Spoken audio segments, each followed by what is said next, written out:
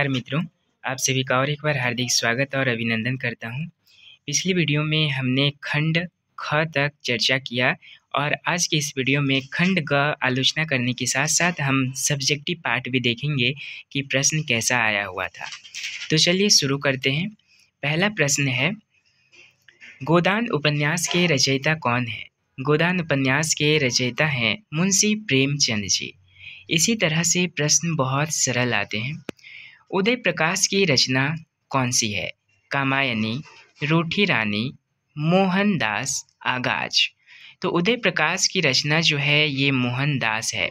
और आपको एक बात बता दूं मित्रों कि ऐसे प्रश्न आते हैं जो उस प्रश्न से हम कभी परिचित नहीं होते हैं, लेकिन ऑप्शन को देख करके हम आंसर का अनुमान लगा सकते हैं। तो इसका उदय प्रकाश की रचना, इसका सही आंसर होगा मोहनदास। हिंदी का आदि कवि किसे माना जाता है?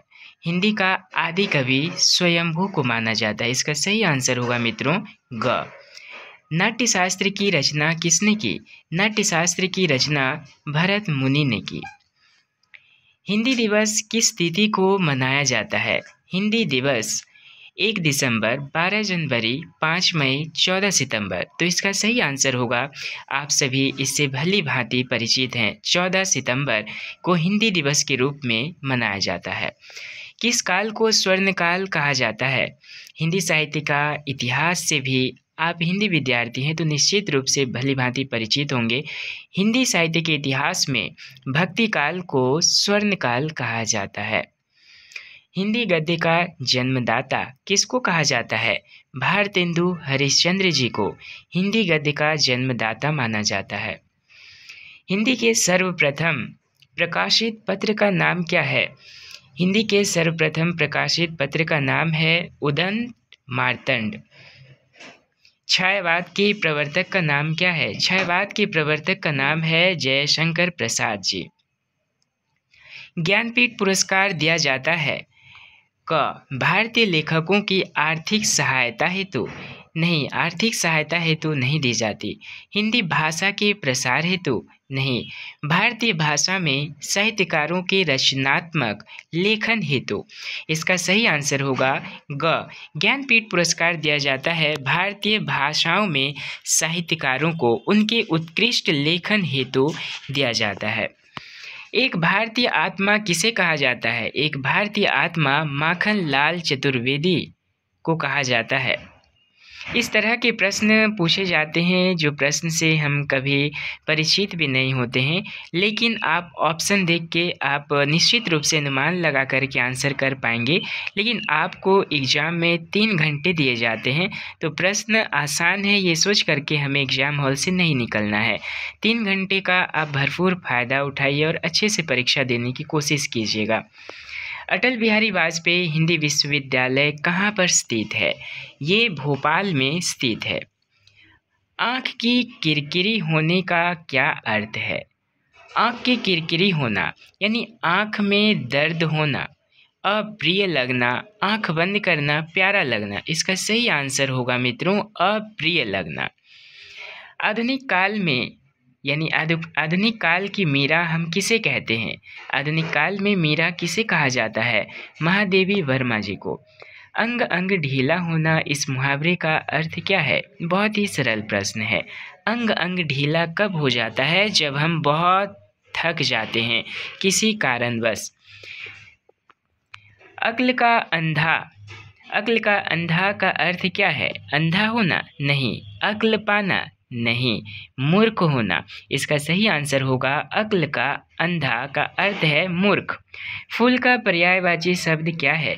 फूल का पर्यायवाची शब्द, इसमें ऑप्शन दिए गए हैं और यहाँ पे देख करके पता चल जाएगा। बहुत सरल प्रश्न है। उजाला, भूमि, राजीव, सुमन। तो फूल का पर्यायवाची शब्द होगा सुमन। जल का पर्यायवाची शब्द क्या है? जल का पर्यायवाची शब्द होगा, आप देख सकते हैं यहाँ पे, वन, सागर, पवन, पानी। तो इसका सही आंसर होगा मित्रों पानी। और इस तरह के बहुत अच्छे और सरल प्रश्न पूछे जाते हैं, इसीलिए बच्चे का स्कोर बहुत ज़्यादा हो जाता है। और उस समय जब MCQ जब सभी बच्चों का सेम हो जाता है तो वहाँ पे चयन करना बहुत असंभव साबित हो जाता है। इसीलिए जिस बच्चे का लेखन कौशल भी अगर थोड़ा सा अच्छा रहा तो उनका सिलेक्शन हो जाता है। लेकिन आप फिर भी एमसीक्यू पे अच्छे से ध्यान दीजिए और लेखन कौशल पे भी आप अभ्यास करना शुरू कर दीजिए। नाच ना जाने आंगन टेढ़ा, इस कहावत का अर्थ क्या है? कोई काम सही ना आने पर बहाने बनाना, किसी चीज़ में रुचि ना होना, आंगन में खराबी होना, काम में ना आना। तो इसका सही आंसर होगा कोई काम सही ना आने पर बहाने बनाना, नाच ना जाने आंगन टेढ़ा। चोर के दाढ़ी में तिनका का अर्थ क्या है? चोर की दाढ़ी काट देना नहीं, जिनके मन में चोर होता है वो ज़रूरत से ज़्यादा चौकन्ना होता है। नहीं, चोरों के दाढ़ी में तिनका होना, सभी गलत। तो चोर के दाढ़ी में तिनका का अर्थ क्या है? जो व्यक्ति दोषी होता है वो हमेशा सदैव क्या होता है? शंकाओं से भरा होता है। लेकिन ये ऑप्शन में नहीं दिया गया, इसका सही आंसर होगा घ, सभी गलत, क्योंकि ये सही अर्थ प्रकट नहीं कर रहे हैं जितने भी वाक्य हैं। अंगड़ाई, इस शब्द का अर्थ क्या है? अंगड़ाई का अर्थ है जम्हाई के साथ अंग को तानना, काम में लगे रहना, सो जाना, इनमें से कोई नहीं। तो इसका सही आंसर होगा जम्हाई के साथ अंग को तानना। जब हम जम्हाई लेते हैं, जब हम अंगड़ाई लेते हैं तो अपने शरीर के जितने भी अंग हैं, अंग को हम तानने का प्रयास करते हैं। 100 साल का पर्यायवाची शब्द क्या है? 100 साल का पर्यायवाची शब्द है शताब्दी। इसका सही आंसर होगा ख, शताब्दी। असंभव का अर्थ क्या है? असंभव, जो कभी घटित ना हो सकता हो। हमेशा घटित होने वाला तो ये संभव हो जाएगा, संभव होने वाला भी संभव हो जाएगा, असंभावना से भरा हुआ। लेकिन सही आंसर होगा इसका असंभव, यानी जो कभी संभव ना हो, अर्थात जो कभी घटित नहीं हो सकता। इसका सही आंसर होगा क, जो कभी घटित ना हो सकता हो। इतिहास शब्द का विशेषण क्या है? इतिहास शब्द का विशेषण होगा ऐतिहासिक। लाल पीला होना का अर्थ क्या है? लाल पीला होना, अर्थात कोई व्यक्ति जब गुस्से में होता है, जब क्रोध में होता है तो वो लाल पीला हो जाता है, अर्थात क्रोधित होना। इस तरह से मुहावरे, कहावतें, हिंदी साहित्य के इतिहास और व्याकरण संबंधित प्रश्न आपको खंड ग में पूछे जाते हैं। और हिंदी साहित्य के इतिहास से बहुत सरल प्रश्न पूछे जाते हैं। आप जितना पढ़े हैं वही काफ़ी है। अभी हम देखते हैं खंड घ, जो कि कुल मिलाकर के 25 मार्क का आता है।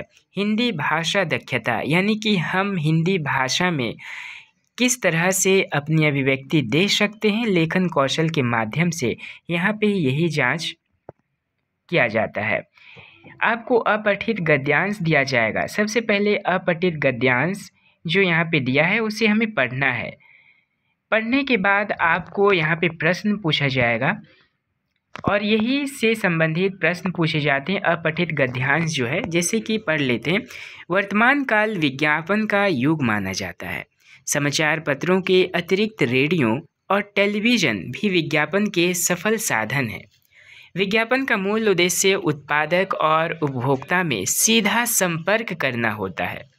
जितना अधिक विज्ञापन किसी पदार्थ का होगा उतना ही उसकी लोकप्रियता बढ़ेगी। इन विज्ञापनों पर धन तो अधिक व्यय होता है, पर इनसे बिक्री भी बढ़ जाती है। ग्राहक जब इन आकर्षक विज्ञापनों को देखता है तो वह उस वस्तु विशेष के प्रति आकृष्ट होकर उसे खरीदने को बाध्य हो जाता है। यहाँ पे अब आगे प्रश्न की ओर बढ़ते हैं। वर्तमान युग में विज्ञापन के कौन कौन से 3 साधन होते हैं? जैसे कि यहाँ पे बताया गया है, साधन यानी विज्ञापन करने के लिए कौन कौन से साधन के माध्यम से हम विज्ञापन कर सकते हैं किसी भी वस्तु के बारे में। जैसे हमने यहाँ पढ़ा समाचार पत्र, रेडियो और टेलीविज़न। यहाँ पे अलग तरीके से बताया गया है, लेकिन सही मतलब हम लिख सकते हैं कि समाचार पत्रों के अतिरिक्त कहा गया, यानी समाचार पत्र भी विज्ञापन का माध्यम और साधन हो सकता है। समाचार पत्र, रेडियो और टेलीविज़न, इसका सही आंसर। आपको ऐसा लग रहा है कि यहाँ पे 3 पंक्तियाँ दी हुई है, लेकिन आपको जितना आंसर, चाहे वो एक ही पंक्ति में आपका आंसर क्यों ना समाप्त हो जाए, आप उतना ही लिखना। विज्ञापन का मूल उद्देश्य क्या होता है? यहाँ पे स्पष्ट रूप से वर्णन किया हुआ है कि विज्ञापन का मूल उद्देश्य क्या है कि उत्पादक और उपभोक्ता में सीधा संपर्क करना। जिस पदार्थ का जितना विज्ञापन होगा उस पदार्थ की लोकप्रियता उतनी बढ़ेगी। इसका सही आंसर में यही लिखेंगे। फिर आगे बढ़ते हैं। ग्राहक पर विज्ञापनों का क्या प्रभाव पड़ता है? ग्राहक पर विज्ञापनों का बहुत ज़्यादा प्रभाव पड़ता है। जिस वस्तु का जितना सुंदर और आकर्षक तरह से विज्ञापन हम प्रस्तुत करते हैं, वो ग्राहक क्या करता है, उस पदार्थ को खरीदने के लिए उसके प्रति आकृष्ट होने लगता है, आकर्षित होने लगता है। फिर कहा गया है कि उपयुक्त गद्यांश का शीर्षक देना है। शीर्षक में 2 मार्क्स मिलेंगे आपको। इस तरह से 2 मार्क और यहाँ पे 4 मार्क दिया हुआ है। तो आप देखेंगे कि जिसमें ज़्यादा मार्क है आप उसी के हिसाब से अपना आंसर को, अपना उत्तर को विस्तार पूर्वक लिखने का प्रयास कर सकते हैं। जैसे कि उपयुक्त गद्यांश जो है इसका हम शीर्षक दे सकते हैं कि यहाँ पे विज्ञापन की बात बार बार कही गई है।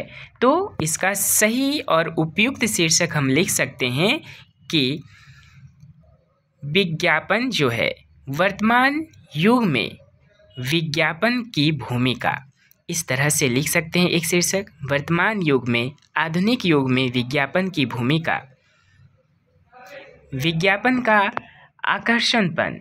इस तरह से हम अनेक, और आप इसी तरह से सोचिएगा 3 घंटे का समय मिलता है, अच्छे से अच्छे शब्दों का चयन करके आप लिख सकते हैं।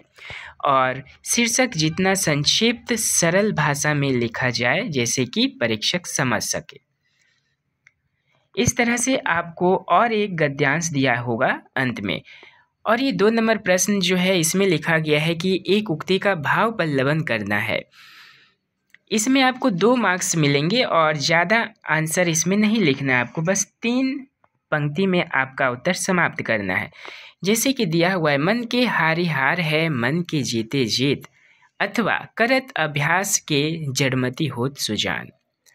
तो यहाँ पे आपको ये दोनों में से कोई एक के ऊपर आपको भाव पल्लवन करना है, यानी कि इसमें से कौन सा भाव पल्लवित हो रहा है इस पंक्ति से। तो मन के हारी हार है, मन के जीते जीत। यहाँ पे जब आप भाव पल्लवन करते हैं तो आपको सदैव ये ध्यान में रखना होगा कि आप यहाँ पे किसी भी पुरुष, किसी भी स्त्री का नाम यहाँ जिक्र नहीं करेंगे। आपको तीसरे पुरुष में आंसर देना होगा। जैसे कि मन के हारे हार है, मन के जीते जीत, अर्थात मनुष्य अगर अपने मन में ठान ले तो मनुष्य की हार होती है। अगर मन से वो जीत जाता है तो मनुष्य अपने लक्ष्य की प्राप्ति भी अच्छे से कर पाता है। मनुष्य की जीत और हार उसके मन पर ही निर्भर है। इसीलिए मनुष्य को अपने मन को ध्यान केंद्रित करना बहुत ज़रूरी है उनके लक्ष्यों के प्रति। बस इतना ही लिखना है, ज़्यादा नहीं। अपने मन से आप कुछ भी लिख सकते हैं उसके संदर्भ में। फिर आता है और एक गद्यांश है। निम्नलिखित गद्यांश को पढ़कर उसका शीर्षक बताते हुए भाव संक्षेप में लिखना है। तो इस तरह का आता है प्रश्न, आप आसानी से कर पाएंगे। इसका उपयुक्त शीर्षक भी आप दे पाएंगे, इसमें 1 मार्क मिलेगा। प्रस्तुत गद्यांश का भाव जो है यहाँ पे आपको भाव लिखना पड़ेगा। ये पढ़ने के बाद हम क्या समझे, हमें अपने शब्दों में बयां करना है। फिर अंत में आता है आपका एक निबंध लिखना है जो कि 150 शब्दों में लिखना है। और यहाँ पे विषय दिया होगा 4, जैसे राष्ट्र निर्माण में युवकों का योगदान, यदि पेड़ ना होते, ग्रंथ हमारे गुरु, हिंदी हमारी राष्ट्रभाषा।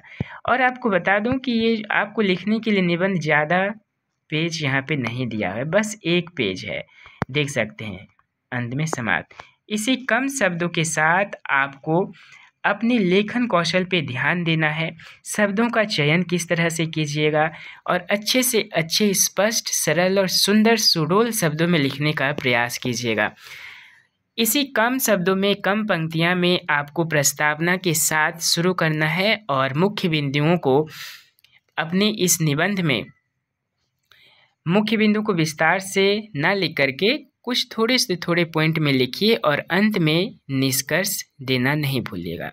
ये निबंध का एक फॉर्मेट होता है और आशा करता हूँ कि आप सभी को पसंद आया होगा और आप अपनी तैयारी अच्छे से कीजिए और इस बार तो आप सभी के लिए यानी कि उड़ीसा वाले बच्चों के लिए यानी कि बहुत कंपटीशन है और आपको स्वयं निर्णय लेना है कि आपको कहाँ पे परीक्षा देने के लिए आना है, क्योंकि उड़ीसा वाले बच्चों के लिए एक ही दिन उड़ीसा में भी एग्ज़ाम है और आगरा के लिए भी।